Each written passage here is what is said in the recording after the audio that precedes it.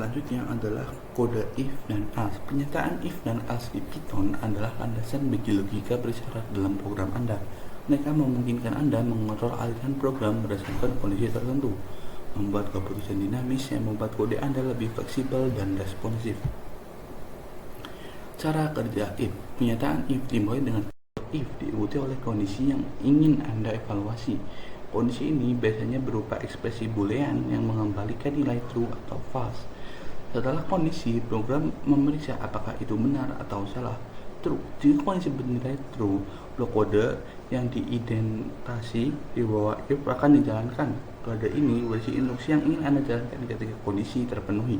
False. Jika kondisi bernilai false, blok kode di dalam if akan dilewati dan program akan melanjutkan ke baris berikutnya. Contoh if. Dalam contoh di atas, nilai if adalah true, maka ketika kita jalankan programnya akan muncul tulisan yang telah kita perintahkan dalam programnya. Nah, seperti yang kita lihat di sini, jika nilai if adalah true, di sini saya men-set if-nya jika nilai ujiannya lebih atau sama dari 75, maka akan bernilai true, dan jika kurang akan bernilai false. Dan misal di sini 80, karena 80 lebih tinggi dari 75, maka kode akan bersifat true. Nah, ketika kita jalankan di sini, karena bernilai true, maka perintah yang ada pada if akan muncul di sini.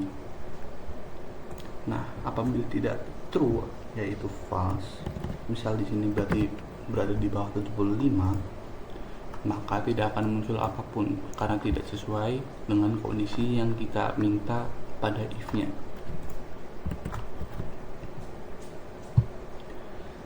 Selanjutnya adalah cara kerja else dan else if. Pernyataan else menyediakan cara untuk mengeksekusi kode alternatif ketika kondisi di dalam if bernilai false. Ini memastikan program Anda tidak terhenti dan terus berjalan meskipun kondisi awal tidak terpenuhi. Nah, seperti yang kita lihat di sini, saya tidak menulis else. Maka ketika kode if bernilai false, maka yang muncul hanyalah tab kosong karena yang menandakan bahwa kodenya terhenti. Nah, else berfungsi agar ketika if bernilai false, maka kode akan tetap berjalan. Nah, dalam situasi di mana Anda memiliki beberapa kondisi yang perlu diperiksa, Anda dapat menggunakan pertanyaan elif, kependekan dari else if. Elif memungkinkan Anda membuat serangkaian kondisi yang dievaluasi secara berurutan. Contoh else. Di sini nilai if adalah false jika tidak sesuai kondisi yang kita perintahkan, maka program akan lanjut ke kode alternatif, yaitu yang berada pada else. Nah, seperti yang kita lihat di sini, karena nilai ujian di sini adalah 60, di mana lebih rendah dari 75, maka nilai if adalah false. Nah, ketika kita run, maka yang muncul bukanlah perintah yang ada pada if, tetapi nilai yang ada pada else karena if-nya bernilai false. Kode tidak berhenti begitu saja seperti tadi karena saya menuliskan else di sini yang akan memunculkan perintah selanjutnya.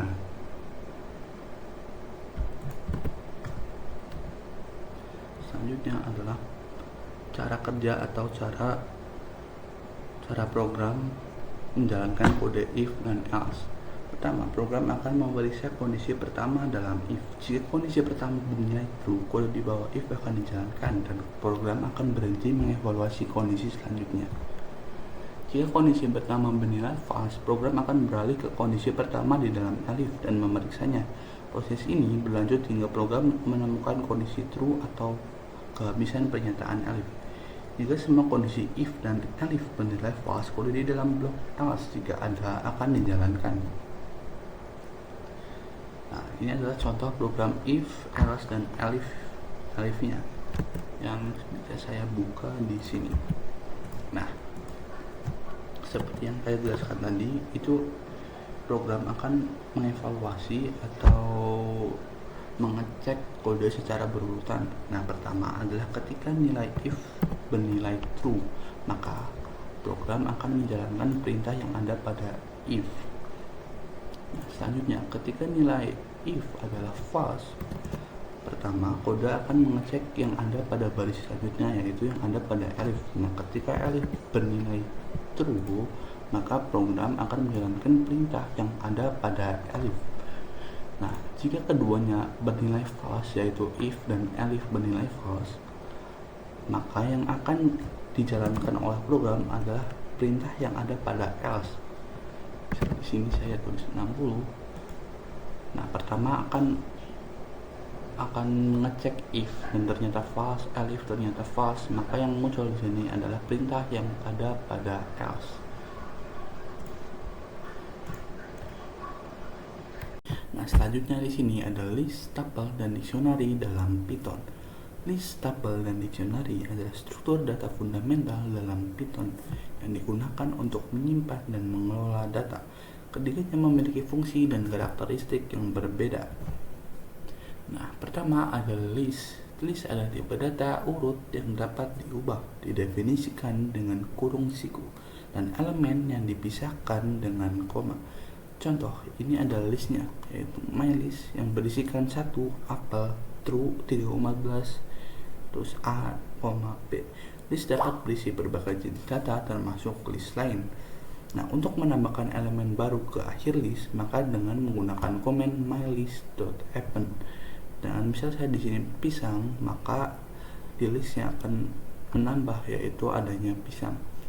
Nah, untuk menghapus elemen dari list, maka menggunakan komen my_list.remove. Nah, misal saya tulis di sini apel, maka apel yang ada di list akan hilang. Nah, untuk mengubah elemen, maka gunakan misal mylist 1 menjadi jeruk akan mengubah elemen kedua dari list tersebut, yaitu apel, akan berubah menjadi jeruk. Nah, untuk mengurutkan elemen list secara ascending, maka gunakan mylist_short. Nah, untuk menghitung panjang list, maka gunakan len, terus tuliskan mylist. Nah, karena di sini ada 5, maka yang keluar akan 5.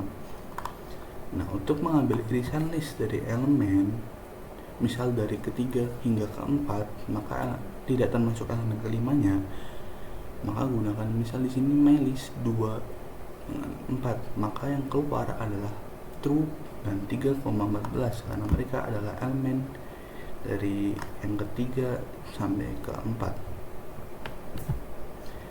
Nah, selanjutnya